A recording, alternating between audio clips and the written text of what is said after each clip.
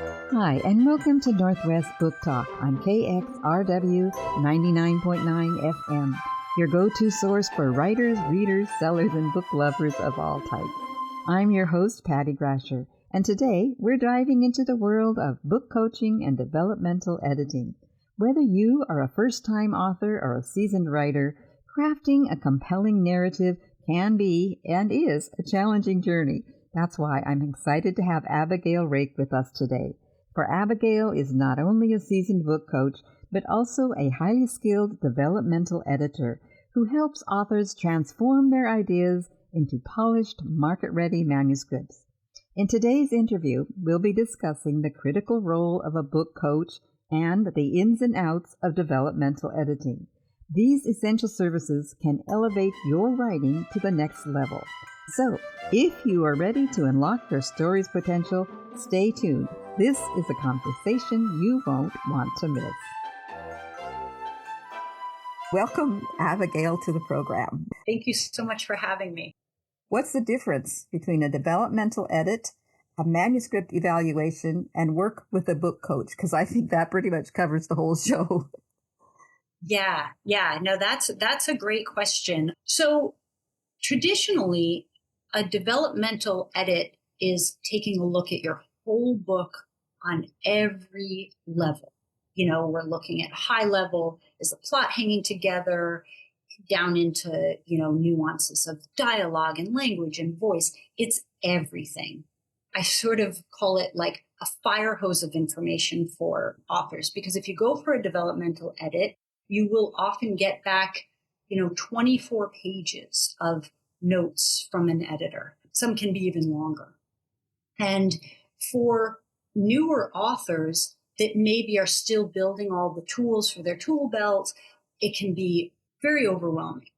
So the way I look at book coaching is that it's a developmental edit, but instead of giving that fire hose of information all at once in a single letter, I get to break it up in sessions. I get to deliver that feedback over time, checking in with the author and making sure she's understanding or he is understanding and they're jiving. And I can sort of tweak it as needed to make sure that the author is understanding. So that's the way I look at book coaching. It's developmental edit with a teaching component, which I love as a former teacher.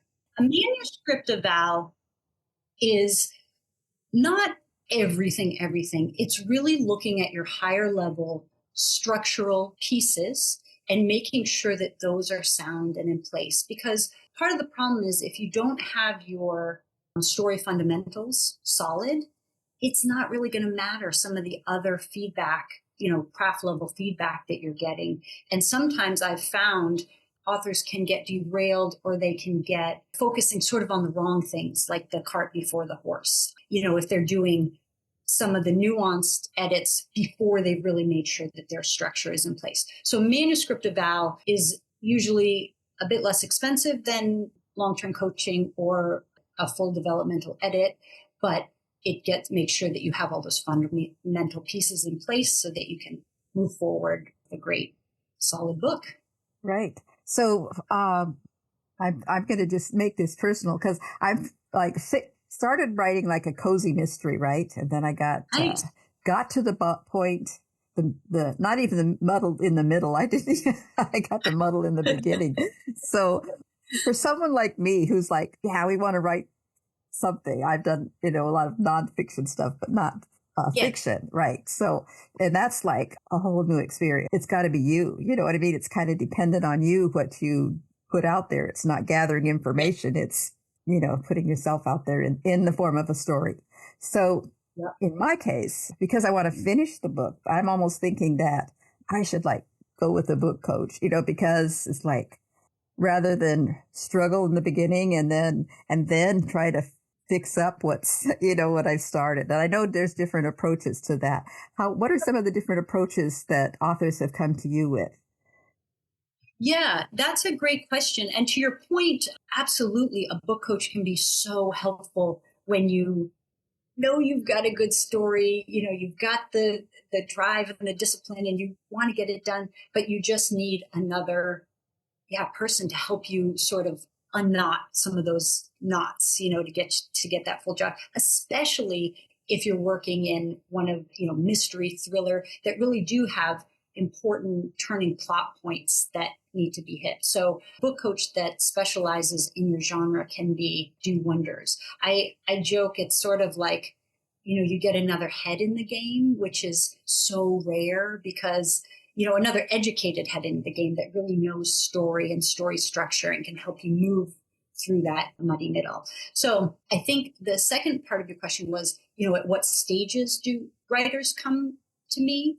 And absolutely, I'm working with a fiction writer right now who, same thing, she's written a manuscript, she has an MFA, so she's quite, advanced writer, but she wants some help, working through this next book. And so that's what we're doing. I'm giving her different ways in and then giving her feedback at the same time so that she can more quickly finish a draft that's going to, stand on its own two legs. However, I work with a lot of, we call them pantsers, who just love to sit down and find joy in creating their characters and their world. And then they finish a manuscript. That is a great time, or even if you're 2/3 done with a manuscript, to go and get a manuscript evaluation, because it's just someone who can take a step back and really give you some important fundamentals that you want to look at to move to the next step and move forward. So I personally, I like to, and there are all different kinds of book coaches. There are book coaches who will work with a day one writer. I've never ever written before and I have this idea, and where do I start? I more like to work with folks who have at least been trying, and have sort of shown that dedication to writing and fiction, their readers. They know that they love it and they know that they will stick with it for the long haul. Yeah, I think that's the big thing. Stick with it, right? To get it through. Yeah. So, yes. One of your questions that you shared with me was talking about building a book rather than writing a book. How does that? Yeah, I love that. I say, writing a book takes more than just writing, because long form narrative, a memoir, a novel, it is a long-term, multifaceted project. And like any multifaceted project, there are different skill sets and stages that you need to go through. And one of my, I think, biggest missions is to, get rid of this old idea that people have is either you're a good writer or you're not a good writer, and that's it. Like, because yes, you have to be a good writer, but you also have to know how to structure a book. You need to know different narrative techniques. And we aren't taught in any other format the different narrative techniques that it takes, that a novel or memoir takes. When we write for school or we write for work, those are certain narrative techniques. But a book and, a novel, fiction, and memoir take different skill sets. So you need to learn them. So what was your path to becoming a book coach? I always loved, reading. I was an English major. And then I got really involved in language. I was teaching English as a second language, and I was administrator for abroad programs and for Middlebury language programs. And then I continued teaching through my MFA program, and then continuing on from there, did some developmental editing. And then I found Author Accelerator and got certified as a book coach about 3 or 4 years ago. And so since then I've been started my own business as a book coach. So I feel like I've always been drawn towards language. And have there been some challenges in being a book coach that you think like, oh my gosh, this is harder than I thought, or something like that? Yeah, and I think this parallels the work for writers too. Is I think the biggest surprise is just being an entrepreneur. Like, I love doing the work. And I think that's also true for authors. They often love writing the book, but it's a little bit of a shock, when you have to go out and market and basically create a business for yourself. And that's true, whether you do traditional publishing these days or you're self-publishing. So I think for me, the parallel is similar for being a book coach. It's like, and not working within a publishing house anymore, is that I have to go out and get my own work. That's probably the biggest challenge is the business part, is the entrepreneur part. But when I get to work with writers, and I've been so lucky because my clients are amazing. Probably the hardest part sometimes is being the bearer of bad news, and just that, things might still need more work, and you know how hard someone's been working. But truly, the work itself, I just love. Yeah, well, one thing that I think would be benefit from a book coach is I wrote a young person's book, like what do you call middle grade school book, and then hired an editor. What was very strange, but I didn't realize he was from the UK.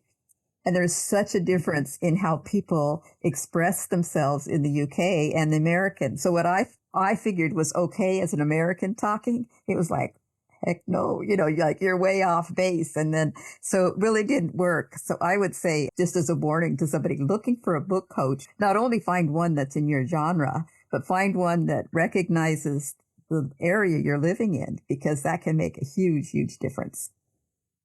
That is such great advice. And it's true even, personality wise. I do consults for people, free consults, and they're checking me out to make sure that we jive and I understand the story, but I'm also checking them out, because I want them to be successful, and it feels great to be able to work with somebody that you jive with. But, in my early years, I definitely, worked with people that it was hard to give feedback to them. And, just as you experienced, you got some not probably well-structured feedback, or at least well-communicated feedback. And those are important, because it's a working relationship. Absolutely. You got to make sure that you guys are on the same page. Yeah. And also I think that with that book, it would have been better to have worked with a book coach and saw things as we progressed, rather than books all done and look at, oh, wow, this is such a lousy book, you need to start over kind of thing. I mean, it wasn't exactly that bad, but felt like it, you know. So exactly. You're describing exactly what I was sort of mentioning in the beginning, is this fire hose. Sometimes, even if it's done with kindness, it can be just a fire hose. It's too much, which is why, we start with sort of a manuscript eval, and then, or, if you start early on, you can sort of work with some of these things. But the truth is just a lot of work. Right. And also even with a professional, they might not always be right. I say this all the time, good editors can give bad edits, and so I also, one of my most important missions for working with my authors is to really empower them to be able to tell the difference. Because even I, can sometimes, say something that's not quite, might not hit the mark, but the author has to feel enough autonomy to say, no, we need to figure this out. So, again, all part of that working relationship that's just so important. But one of the things you said also is that there's different stages of writing a book. So I'm sure we kind of already passed on it a little bit, but it's different stages that they come to you, but also different stages for an author from the beginning, whether or not they're with a coach.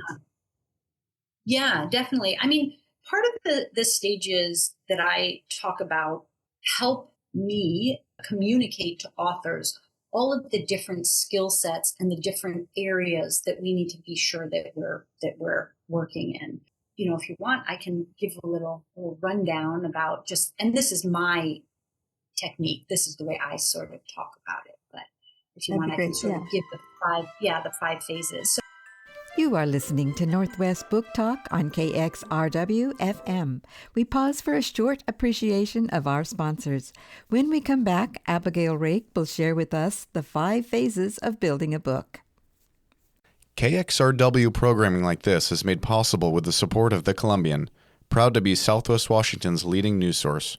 Since 1920, the Campbell family has owned and operated The Columbian and ensured its award-winning news coverage. for the most thorough daily coverage of local news, national news, and local sports, both in print and online, and for subscription information, visit Columbian.com. That's COLUMBIAN.com. Discover Alaska Amplified. Princess Cruise Tours offer a variety of adventures. Embark on a 7-day voyage of the Glaciers Cruise, complemented by scenic rail travel and land tours. Accommodation on land include Princess-owned wilderness lodges, offering an authentic Alaskan experience. Visit travelcruisedesk.com for booking details and local expert guidance. That's travelcruisedesk.com or call 503-636-5684. Welcome back. I'm Patty Grasher, speaking with developmental editor and book coach Abigail Raeke. Abigail is going to share with us the 5 phases of building a book.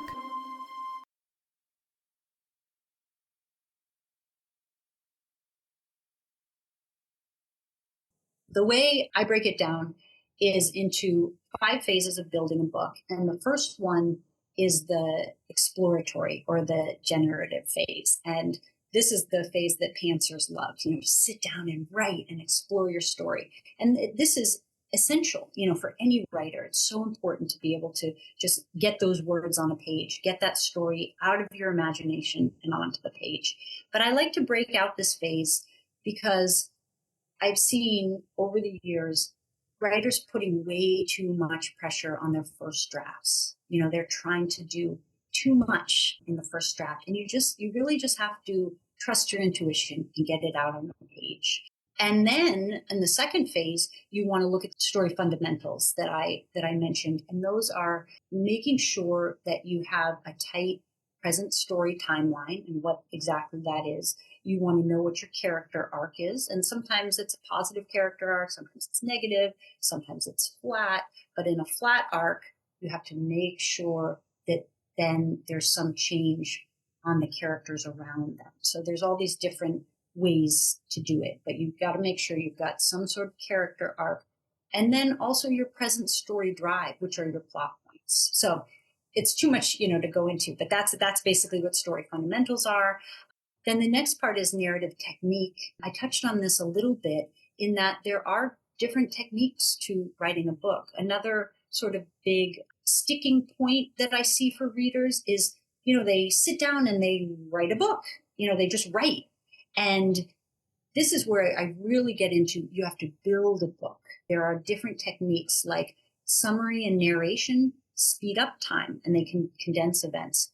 Scenes are real time in your story world, so they slow time, and there has to be some sort of shift for the character. So you don't want to just sort of willy-nilly, lots of dialogue, scenes everywhere. You want to really be very choosy and make sure that those scenes are doing a lot of work. And so this is where manuscript evaluation can be so helpful for people to really get these concepts and really strengthen those muscles, those writing muscles. And then the fourth phase is craft. And that's, I use as sort of the everything else bucket, your dialogues, your setting, all that fun stuff you can take courses on, work with.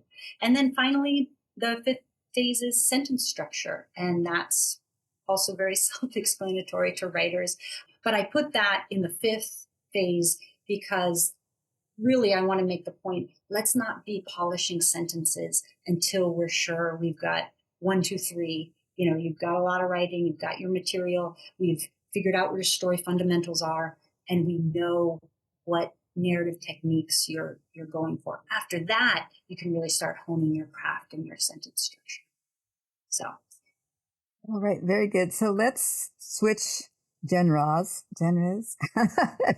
Let's switch to memoirs. So what's the great big difference for a writer from fiction to a memoir? Yeah, I mean, nowadays, I always say that the greatest compliment a memoir can get is that it reads like a novel. So there are very similar techniques in writing that you use. I think the big difference is that, a memoir writer doesn't have the freedom to be able to create plot points, exterior plot points that are going to be this perfect match with their interior character arc for their character. So a memoir, you still want to use scenes. You still want to get as much into scenes as possible, but you're going to use maybe a little bit different mixture of techniques than you would with like even an upmarket or commercial fiction. You can do it scene by scene by scene, build your book right like that, because you can imagine and you can create the exterior world to perfectly fit that plot and that character arc. But yeah, with a memoir, you have to take what happened and create meaning from that. So it's a little bit more turned inside out about the character's internal world. But I hope that answers the question. I think it does. I know that one thing about writing memoirs, which I started a lot of projects. But anyway, it's like, yeah, there's talk about the fire hose when you're writing a memoir. And I think nowadays it's not that you do everything. It's that you pick you pick a theme or something to write your memoir. And then you pick bits and pieces to fit that theme. How would someone who's wanting to start a memoir, how would they start deciding what to be that theme or how to start the story kind of? They're going to take the plot story for a memoir. Yeah, that's a great question. And this is where I really do advocate. And this is, again, phase one, that exploratory and generative phase is write, write what you think the story is, sort of from start to finish, or write into those areas that really fascinate you. And then at a certain point, and you can do this for yourself, or you can, as a book coach or professional, you get a manuscript eval, but that's when you really want to look and sort of figure out for yourself, you assess it, is what are the patterns? What are the themes that keep coming up? Some people might start and they say, this is a story of, the example we really looked at closely when I was a book coach is H is for Hawk by Helen McDonald. And the tagline was, you can't tame grief, but you can tame a hawk. And I think it was really about her journey with this wild animal, but she knew what it was about, was grief, and about, I think it was I can't remember now, her mother's death or her father's death. But so she was pretty clear, I think, on what that, what the container was going to be for her memoir. But maybe she had to sort of figure it out. Maybe she had to write and write until she realized, wow, really what I want to be talking about is this death and this crazy journey that I had with this animal and how those things parallel. But I've worked with enough writers that it is an exploratory process. Sometimes you set out to write one book, you have an idea, and I always say, go for it, get it, write it down, but then be open to maybe things shifting and changing a little bit. So yeah, I mean, I'm a big advocate of writing. Write what interests you, what delights you. But at a certain point, and this is also why I advocate, don't do that forever. At a certain point, take a step back and then look at what you have, figure out what those patterns are, what those themes are, and then you begin to shape it with the story fundamentals.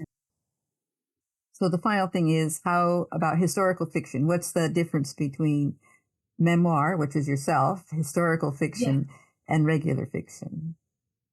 Yeah, and there are some parallels between memoir and historical fiction in that, again, going back to that, you don't have the freedom of a pure fiction writer to be able to create events that are going to best move your story along. You sort of have to work with the events that happen. So that's how historical fiction and memoir parallel each other a little bit. Yeah, and then fiction is free game. You can both imagine the exterior, what happened, and the interior, what that meant to your character. And you can craft that so that if you say, it would be so much better if XYZ happened so that she could have this reaction and we could show what this meant to her. You're able to do that in fiction. Whereas, yeah, again, in memoir and somewhat in historical fiction, you have what happened. So you really have to go in and sometimes use more narration, more reflection to build that out of why that was impactful and why that was meaningful, why those events were meaningful to your character or yourself, your former self. So I know on your website and also in your work, you provide some resources for different phases of writing. So would those resources be different for each type of writing, or would they work pretty much across the board? Yeah, I mean, memoir does have sort of its own resources. I really like for both for the first two phases, for the exploratory and story fundamentals. I think some of my favorites. I really like for memoir. I love Fast Draft Your Memoir by Rachel Heron and Jenny Nash, who was my mentor. I was trained as a book coach by Author Accelerator. She has some great books. She has Blueprint for a Book for memoir, and she also has a newer Blueprint for memoir for the marketplace. That's really good because that really helps writers, I think of their move out of that, oh, these are, events that happen to me, so personal, into moving into, okay, and how do I make this meaningful to a larger audience? So Jenny Nash has some great books. And then, also for those first two phases, when you're really sort of exploring and figuring out your story fundamentals, some classics are Save the Cat by Jessica Brody, John Truby, The Anatomy of Story. Those are some really good ones. Yeah, and then there's lots of classes on narrative craft and sentence structure. If I can talk about my own course, I just released my own course because there's not as much about narrative technique, about the different narrative techniques. I haven't found as much, at least that's sort of quick and simple in the same way these other resources are great, like a quick course or a nice book you can get. So I ended up creating my own course to sort of fill that space. But yeah, that's all on my website if people are interested. So we'll kind of end it up. So have you had some authors that have had fairly successful book launches and getting their book out into the world? Yeah, I mean, I worked on a book, it was by, Driving Home Naked. I worked on that. That was great because that I never knew that's a very big animal. That work is often very male dominated. And so, it's a very funny book. I have another client who is currently out for submission. She's querying agents. And then one of my favorite clients who I've worked with since the beginning is just finishing her memoir. And it's so beautiful and she's so proud of it. And yeah, there was lots of different techniques we worked on and she learned, she really stuck with it. So those are three sort of the different stages of folks I've worked with that are so proud to be a part of their books. Abigail, thanks for joining us with this program. And let's let our listeners know how they can get contact with your website or the best way to get in touch with you. Yeah, my website is Abigail Raeke, AbigailRaeke, AbigailRaeke.com. Yeah, and they can sort of check me out there. So thanks so much, Abigail. Yeah, thank you. I love talking to you, Patty. You have been listening to Northwest Book Talk on KXRW 99.9 FM. Thanks for joining us.